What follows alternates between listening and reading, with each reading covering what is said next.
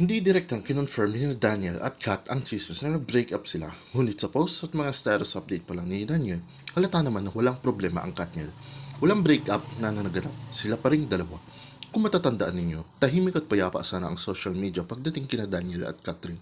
Ngunit, nag-umpisa ang lahat ng mga ito dahil kay Ogie Diaz. Sinabi niya na sa kanyang vlog na narinig niya daw sa source niya na hiwalay na daw sina Kat at Daniel.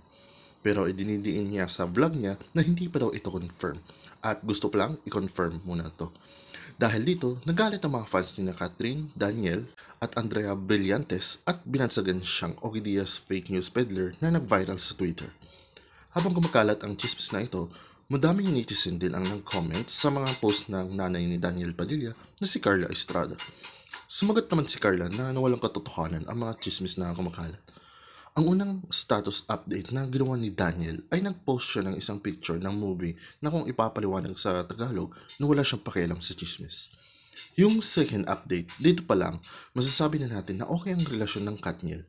Ang ginawa kasi ni Daniel Padilla ay isinare niya ang isang post ni Catherine na nag-makeup siya at nilagyan niya ng mukhang emoji na pusa. Which is pwede ding tawagin cat, as in pusa, cat. Paano ko naman nasabi na confirm na okay na sina Katniel? Kasi kung may problema silang dalawa, hindi naman gagawin yan ni Daniel, di ba?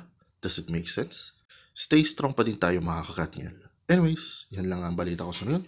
Ako si JB, Showbiz Reporting.